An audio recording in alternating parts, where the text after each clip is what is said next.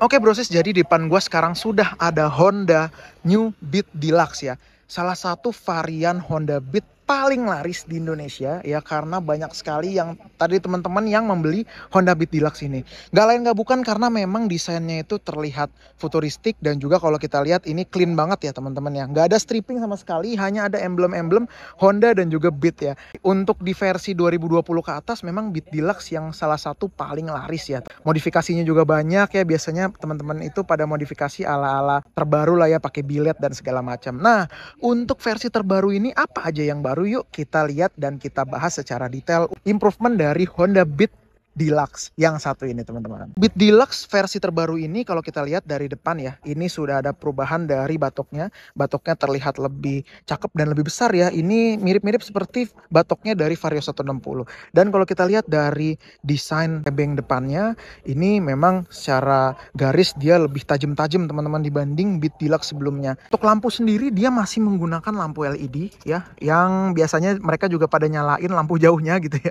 Tapi ada perbedaan dari bagian sen yang mana sekarang dia jadi nyatu seperti ini ya.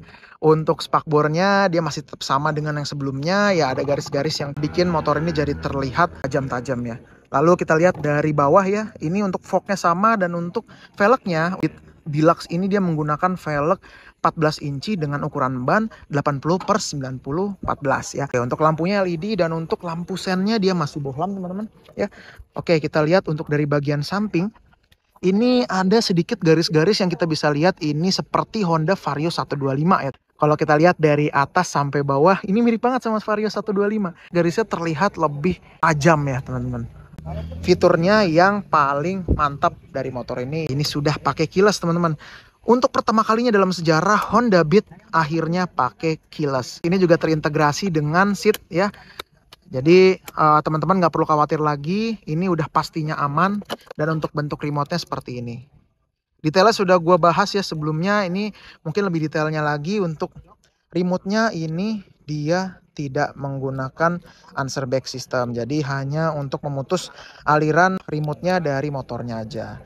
Oke, untuk speedometer masih sama ya, masih pakai analog. Digitalnya sedikit ya di sini teman-teman, dan ini udah ada ISS karena ini versi CBS ISS, sudah ada parking brake lock-nya ya. Dan ini untuk lampunya ya bisa dibilang nggak terlalu terang lah ya untuk lampunya. Untuk fitur lainnya dia ada laci kecil yang kita kira laci, ternyata ini untuk naruh power outlet di sini. Dan untuk power outletnya ini dia masih menggunakan lighter ya, soket lighter. Jadi bukan USB teman-teman. Untuk di bagian kiri dia ada laci yang bisa muat untuk naruh barang-barang yang cukup besar ya, misal HP, dompet ataupun botol minuman ya. Dan untuk gantungannya di sini dia tidak adjustable, jadi hanya satu seperti ini ya. Dan untuk decknya dia cukup lebar juga, untuk kaki 45 ini pas banget ya. Dan tadi dinaiki gue yang tingginya 180 cm masih aman sekali. Kita lihat dari belakang teman-teman. Kita lihat dari belakang ini terlihat lebih cakep lah ya untuk Beat Deluxe ini teman-teman. Dan untuk di bagian lampu ya, kita lihat dia lebih lebar dan mirip-mirip seperti Honda Vario sebelumnya ya, kayak Vario 110 karbu nih teman-teman ya. Kita bisa lihat di sini untuk behelnya dia tidak menggunakan besi lagi seperti sebelumnya, tapi ini menggunakan bahan terbaru ya. Ini bisa mengurangi bobot sampai 1 kilo teman-teman. Ini memang sangat ringan dan juga kuat ya untuk behelnya nih. Ya paling untuk joknya nih yang jadi salah satu minus karena memang masih cukup tipis dan juga kecil ya jok ya. Kalau dinaiki sama orang-orang yang badannya besar kayaknya agak kurang lah ya gitu. Oke, untuk di bagian mesin dia masih menggunakan mesin 110 cc sama ESP juga ya.